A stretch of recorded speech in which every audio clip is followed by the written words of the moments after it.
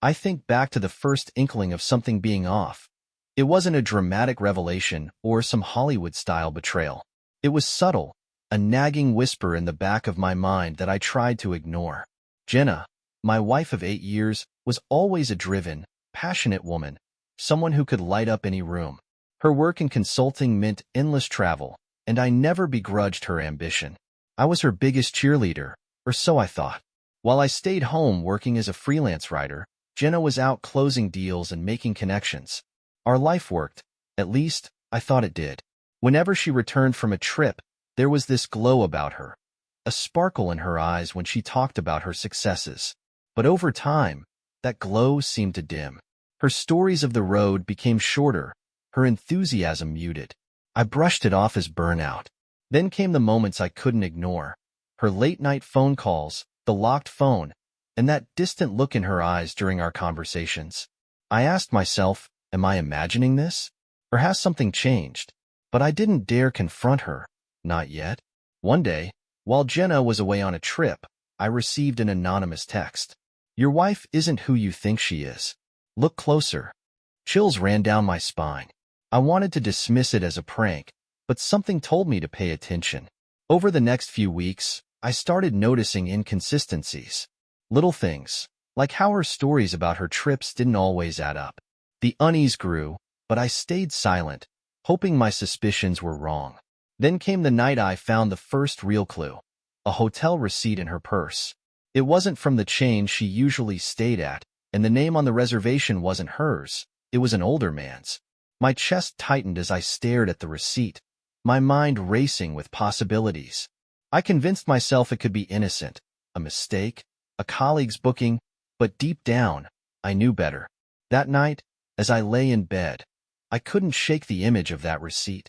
My thoughts spiraled. Was I not enough for her? Had I failed somehow?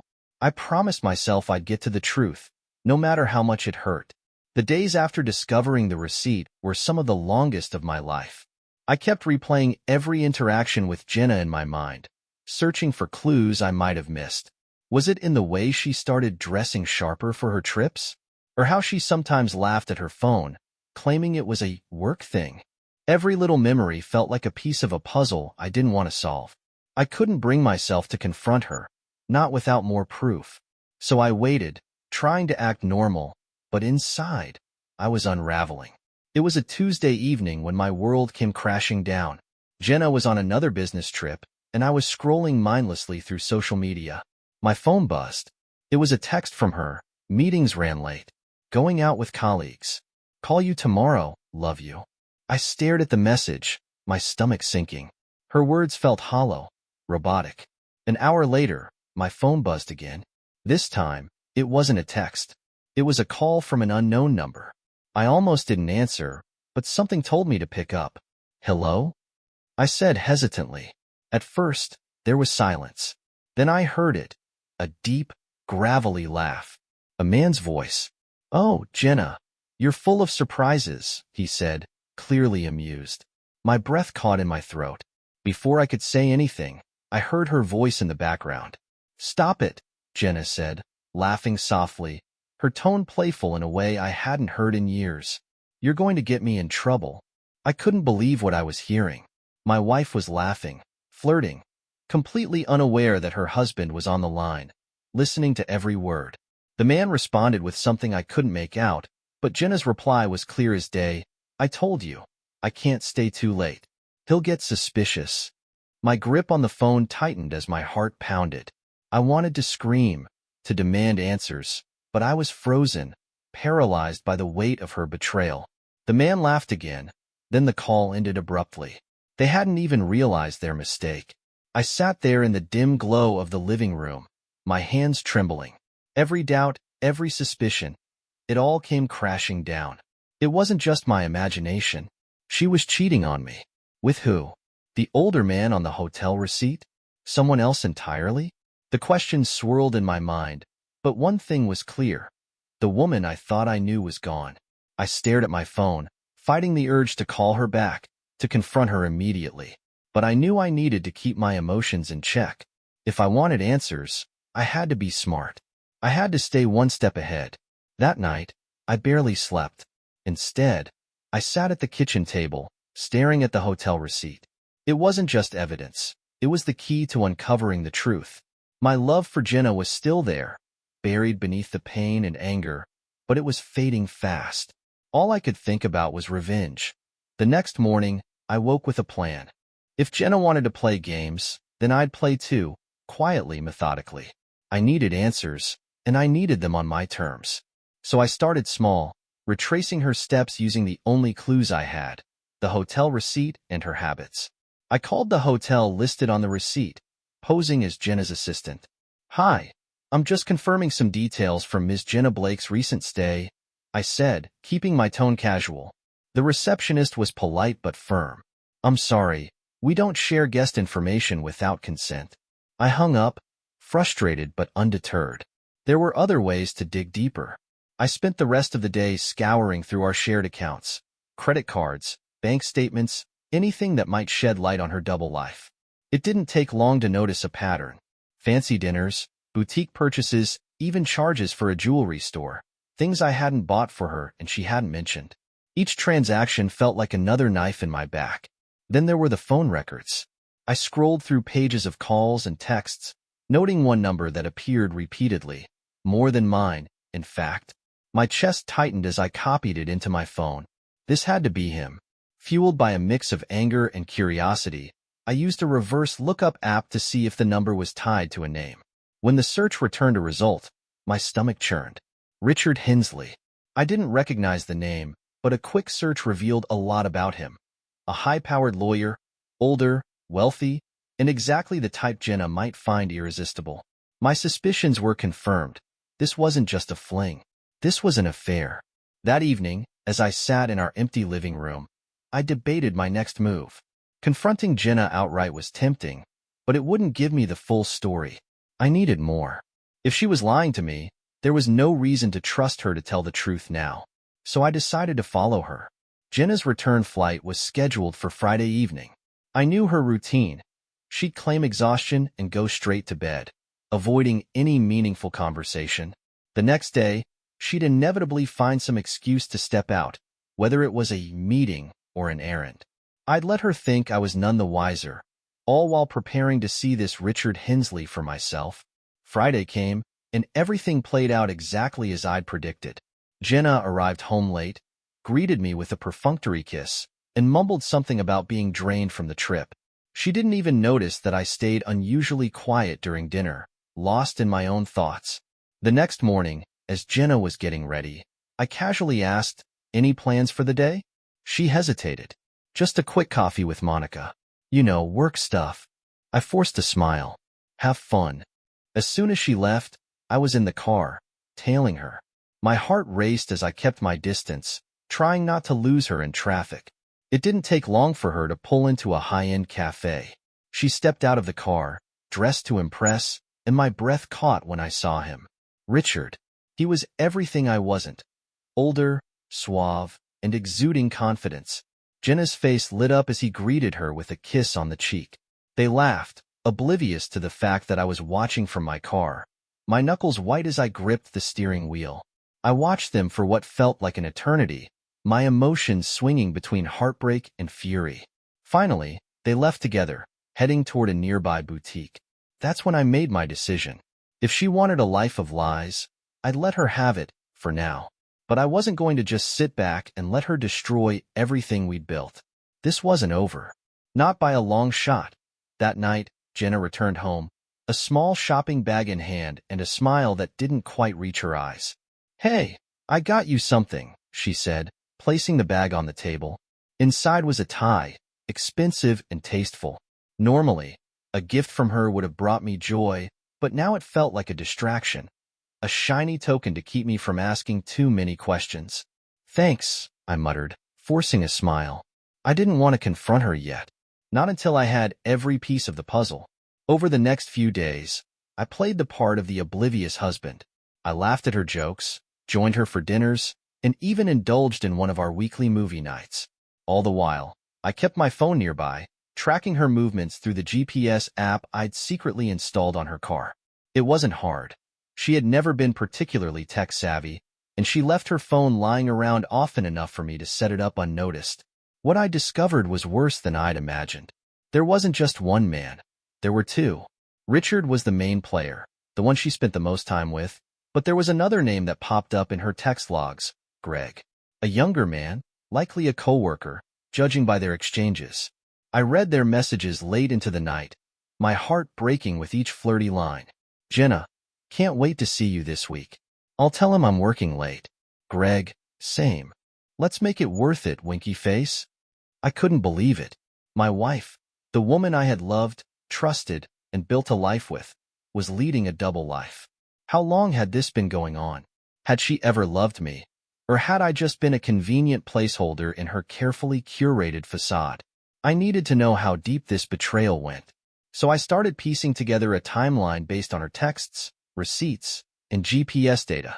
Every late night work call, every sudden trip, it all fit too neatly. Her life had been a carefully orchestrated dance of deceit, and I'd been too blind to see it. But it wasn't just anger that consumed me. It was the humiliation. Every time we went out with friends, every time she posted pictures of us smiling together on social media, how many people knew? How many of them had seen through her act while I remained clueless? I couldn't bear the thought. The breaking point came one evening when Jenna came home later than usual. Her hair was slightly disheveled, and she smelled faintly of cologne. Not mine. Crazy day, she sighed, dropping her purse on the couch. I'm going to shower. As soon as she disappeared into the bathroom, I grabbed her purse. My hands shook as I rummaged through it, finding exactly what I was looking for. Another hotel receipt. Different location, same man. Richard Hensley. My blood boiled as I stared at the piece of paper, the date glaring back at me like a taunt. Just yesterday, while I was at home waiting for her, she had been with him. I put everything back before she came out, acting as if nothing was wrong. But inside, I was seething. This wasn't just betrayal, it was war. And if Jenna thought she could keep me in the dark, she was about to find out just how wrong she was. That night, as she slept soundly beside me, I finalized my plan. I wouldn't just confront her. I would expose her lies for the world to see. She had shattered my trust, and now it was my turn to shatter hers. Tomorrow, the wheels of revenge would start turning. The next morning, Jenna was her usual self, cheerful, busy, acting as though everything was perfect. She kissed me on the cheek before leaving for work, completely unaware that the man she thought she had fooled was already 2 steps ahead of her. As soon as she was gone, I sprang into action. I'd spent the night preparing, and now it was time to execute my plan. My first move was simple but crucial, compiling all the evidence I'd gathered. Every receipt, every text screenshot, and every GPS log was meticulously organized into a digital folder. This wasn't just about confronting Jenna anymore. It was about protecting myself. If things escalated, I needed to have everything in writing. Next, I reached out to a private investigator. I didn't want there to be any doubt or loophole when I finally confronted her. The investigator, a no-nonsense woman named Claire, assured me she'd get me the hard proof I needed. Photos, timestamps, and even recorded conversations if necessary. Most people come to me when it's too late to act, Claire said. You're smart to get ahead of this. Smart? I didn't feel smart. I felt like a fool. A man who'd let his wife carry on with not one but 2 men under his nose. But that was about to change. Over the next week, I kept my composure around Jenna, even as Claire sent me updates. Photos of Jenna laughing with Richard outside a swanky restaurant. A recording of her giggling in a coffee shop, her voice light as she said, I don't know how much longer I can keep this up, but it's worth it. Each update felt like a stab to the chest, but I needed to stay calm. I couldn't let on that anything was amiss. My patience would pay off. Then came the break I'd been waiting for. Claire caught Jenna and Richard checking into a hotel, one that wasn't too far from where we lived. It was perfect. The final piece of the puzzle. On Friday evening, I told Jenna I was going out with friends. She didn't bat an eye, too wrapped up in her own lies to suspect anything. As soon as I left the house, I parked a block away and waited. Jenna's car pulled out of the driveway 15 minutes later, heading straight to the hotel. I followed at a distance, my heart pounding. Watching her pull into the lot and greet Richard with a hug felt surreal. like I was outside my own life, watching someone else's tragedy unfold. I parked nearby and waited until they went inside. Then, using the spare key card Claire had secured for me, I followed. When I reached their room, I stood outside the door, my phone recording audio as I listened to them laugh and talk inside. The things they said, about me, about their plans, made my blood boil. But I held my ground. I wasn't ready to confront her yet. Not like this. I stepped away quietly, retreating to my car to process everything. My revenge wasn't going to be impulsive or messy. It was going to be calculated, deliberate, and devastating. Jenna had no idea what was coming, but soon she'd find out. The weekend passed in a blur of forced smiles and polite conversation. Jenna seemed oblivious, her demeanor light and carefree, like someone without a care in the world. It was almost admirable how easily she wore her mask. But while she was busy playing the devoted wife, I was putting the finishing touches on my plan. Monday morning, after Jenna left for work, I made my first move. I visited her parents. They'd always liked me, and over the years, I'd grown close to them. Close enough that I felt they deserved to know the truth. When I arrived, her mother, Karen, greeted me warmly. "David, what a nice surprise. Come in. Coffee?" "Sure," I said, though my stomach was too knotted to drink anything. As I sat at their kitchen table, Karen and her husband, Mark, exchanged concerned glances. I wasn't my usual self, and they could tell. "What's wrong?" Mark finally asked. I took a deep breath and began. "I don't know how to say this, but I've recently discovered that Jenna has been unfaithful." Karen gasped, her hand flying to her mouth. "No, that can't be true. Jenna wouldn't." "I didn't want to believe it either," I said, pulling out my phone. I hesitated for a moment, then opened the folder of evidence I'd collected. "But the proof is here. I thought you should know before things escalate." Mark leaned forward, his expression grim as he scrolled through the photos and messages. Karen sat frozen, her face pale. This is Richard Hensley," she whispered, her voice trembling. "We met him at her company's Christmas party last year." I nodded. "He's one of them. There's another guy too, but he doesn't matter as much. This has been going on for months, maybe longer." Karen burst into tears, while Mark set the phone down with a heavy sigh. "What are you planning to do?" "I'm not sure yet," I admitted, "but I couldn't let you hear it from anyone else. You deserve the truth, even if it's ugly." They both thanked me, though the weight of the revelation left the air between us heavy. I left their house feeling a mix of guilt and satisfaction. Jenna had betrayed me, but her lies had hurt more than just me. Her parents now shared in the shame and disbelief. That evening, I began the next phase of my plan. I contacted Monica, one of Jenna's closest friends and co-workers. She was someone I'd always gotten along with, someone I believed had a good heart. If anyone could provide insight into Jenna's double life, it was her. "Monica, I need to talk to you about something serious," I said when she answered my call. "What's going on?" she asked, her tone concerned. "It's about Jenna. I know she's been seeing someone else, or, well, more than one someone. I don't know how much you know, but I could really use your help." There was a long pause before she responded. "David, I don't know what to say. I had my suspicions, but I didn't think it was my place to interfere." "So you knew," I said, my voice tight. "Not exactly," she admitted, "but she's been different lately. Distant, secretive. I just thought it was work stress." "I'm so sorry." "It's not your fault," I said, though her words stung. "I need to know more, Monica. Anything you can tell me might help." After some hesitation, Monica agreed to meet me for coffee the next day. It was a small step, but it felt like progress. That night, as Jenna slept beside me, I stared at the ceiling, going over everything in my mind. The wheels were in motion, and there was no turning back now. Each step brought me closer to the moment when I'd confront her, not just with the truth, but with the consequences of her actions. I wasn't just planning revenge. I was reclaiming my life, piece by piece. The next morning, I met Monica at a quiet cafe across town. She looked nervous, glancing over her shoulder as if Jenna might appear at any moment. "I still can't believe this is happening," she said as we sat down. "You and Jenna always seemed so solid." I nodded, feeling the weight of her words. That's what I thought too. But now I know better. She hesitated, stirring her coffee. David, I don't know how much help I can be. Jenna's always been private about her personal life. I leaned in, keeping my voice low. Monica, I'm not here to blame you. I just need to know the truth. Do you think anyone at work knew about Richard? Or Greg? Her eyes widened. Greg? I didn't know about him, but Richard, yeah, there were rumors. People saw them together outside the office. Some thought it was innocent, just a close professional relationship, but others, well, they assumed the worst. I clenched my jaw, trying to keep my emotions in check. What about her behavior at work? Has she been acting differently?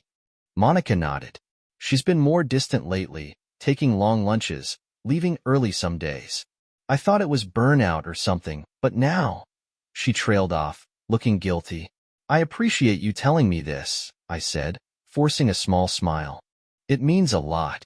As we talked, Monica mentioned something that caught my attention.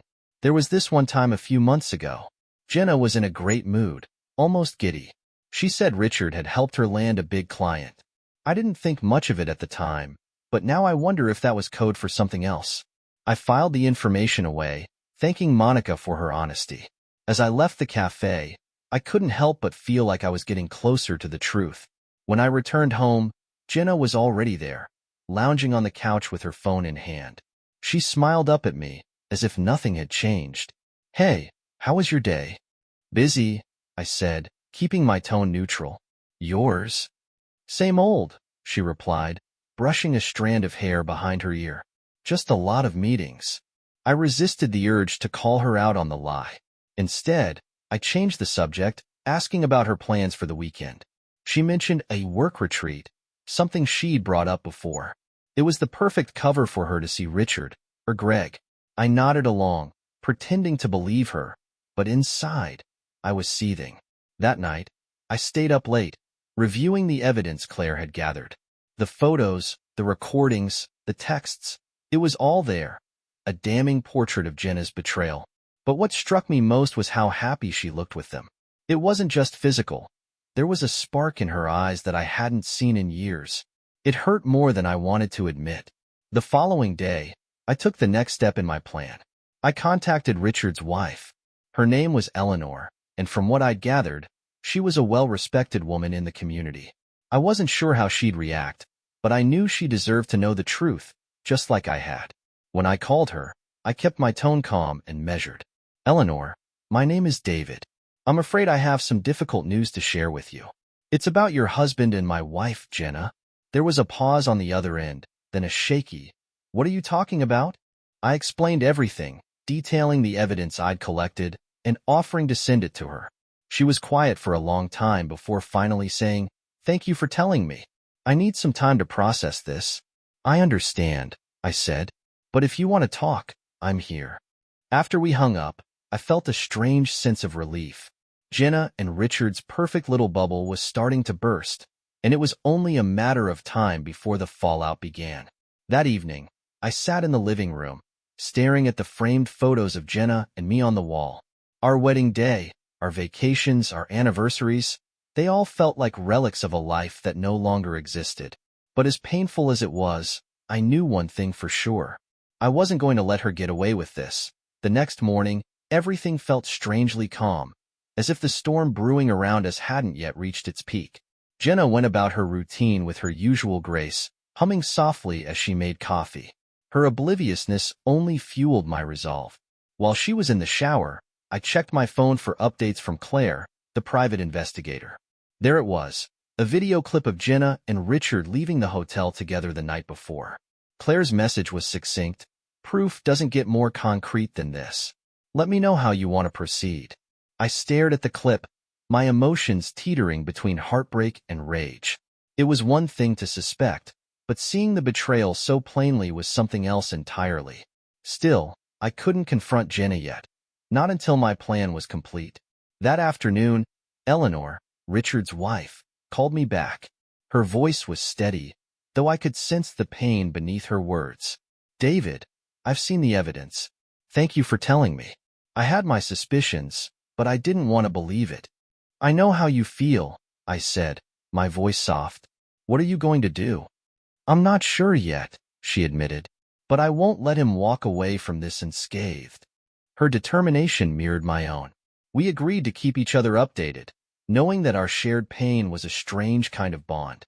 For the first time, I felt like I wasn't alone in this. That evening, Jenna brought up her work retreat again, casually mentioning that it was an overnight stay. I nodded, feigning interest. Sounds like a good opportunity, I said. You should take some time for yourself. Her smile was dazzling, but now I saw it for what it was, a mask. Thanks for understanding, she said, leaning in to kiss me. The gesture felt hollow, like everything else about her lately. After she left the room, I called Claire to finalize the next step. Jenna's planning to meet Richard this weekend, I said. I want to be there. Claire hesitated. Are you sure? Confronting them could get messy. That's the point, I said firmly. I want them to see that their lies are unraveling. On the day of the retreat, Jenna left early, suitcase in hand. She kissed me goodbye and promised to call later. I watched her drive away, my heart pounding as I prepared for what came next. An hour later, I followed her, keeping a safe distance. The GPS tracker on her car made it easy to track her movements, and soon enough, I saw her pull into the same hotel where she'd met Richard before. I parked down the street, my hands gripping the steering wheel as I waited for Claire to arrive. When she did, we quickly devised a plan. Claire would stay outside, ready to document everything, while I confronted Jenna and Richard inside. It was risky, but I didn't care. I was done being the passive victim. I walked into the hotel lobby, my heart racing as I asked the receptionist for their room number. It took some convincing, but eventually, she relented, pointing me toward the elevator. My footsteps echoed in the quiet hallway as I approached their room, the anger building with every step. When I reached the door, I paused, my hand hovering over the handle. For a moment, I considered walking away, sparing myself the pain of seeing them together. But then I thought of all the lies, the deceit, the betrayal, and I pushed the door open. There they were, sitting on the bed, their faces frozen in shock as they saw me standing there. Jenna's eyes widened, and she stumbled to her feet. David, what are you doing here? I didn't answer. Instead, I held up my phone, showing them the video Claire had sent me. Care to explain this? Richard paled, his confident demeanor crumbling. Jenna stammered, her words tumbling over each other as she tried to form an excuse. It's not what it looks like. Save it, I snapped, cutting her off. I know everything. The lies, the sneaking around, the texts, all of it. Her face crumpled, tears streaming down her cheeks. David, I'm sorry. I never meant to hurt you. Didn't mean to hurt me? I barked, my voice rising. You destroyed everything we built together. And for what? Him? I gestured toward Richard, who was inching toward the door. Don't even think about it, I warned, my glare pinning him in place. You're just as guilty as she is. For a moment, the room was silent, the weight of the confrontation hanging heavy between us. Then, without another word, I turned and walked out, leaving them to face the mess they'd made. This wasn't the end, not yet, but it was the beginning of their downfall. And that was enough for now. Leaving the hotel felt like shedding a skin that had grown too tight. My confrontation with Jenna and Richard hadn't brought closure, but it had given me clarity. They knew I wasn't blind anymore, and that was a start. When I got home, Jenna's parents called. Karen's voice trembled as she spoke. David, she just called us, crying. She said you ambushed her. I confronted her with the truth, Karen, I replied firmly. She's been lying to all of us. You saw the evidence. Karen let out a heavy sigh. We don't condone what she's done, but she's still our daughter. Please, don't destroy her. I'm not trying to destroy her, I said, though I wasn't sure that was entirely true. But she needs to face the consequences of her choices. Jenna didn't come home that night. I didn't call to ask where she was. Instead, I focused on preparing for the inevitable. The next morning, I contacted my lawyer to discuss the next steps in filing for divorce. With the evidence I'd gathered, I was confident I'd have the upper hand in court. Later that afternoon, Jenna finally returned home. She looked exhausted, her eyes red from crying. David, can we talk? Now you want to talk? I said, my voice cold. After everything? I made a mistake, she began, tears streaming down her face. I let things spiral out of control, but I never stopped loving you. I laughed bitterly. Love? Is that what you call sneaking around with two different men? Lying to my face every day? You don't get to play the victim here, Jenna. She sank into a chair, her sobs filling the room. I don't know what to say. Then don't say anything, I replied. Just pack your things and leave. Her head shot up, panic flashing across her face. David, please. We can fix this. But I was done listening to her pleas. There's nothing left to fix. Word of Jenna's affair spread quickly, thanks to Eleanor. She hadn't wasted any time confronting Richard, and their fight had spilled into the workplace. Richard was forced to resign, his reputation in tatters. Jenna, too, faced fallout at work as whispers and judgment followed her everywhere. I, on the other hand, was met with an outpouring of support. Friends, family, even acquaintances reached out, offering words of encouragement. It didn't erase the pain, but it reminded me that I wasn't alone. One evening, as I sorted through paperwork for the divorce, my phone buzzed. It was Greg. I hesitated before answering, unsure of what he could possibly want. David, I know I'm the last person you want to hear from, he began, his voice shaky. But I need to apologize. I didn't know Jenna was married when we started. Whatever it was. You expect me to believe that? I asked, my anger bubbling to the surface. I do, he said firmly. And when I found out, I ended things. I'm not proud of what happened, but I thought you should know the truth. Whether or not he was being honest, I didn't care. His involvement had been another crack in the foundation of my marriage, and nothing could change that.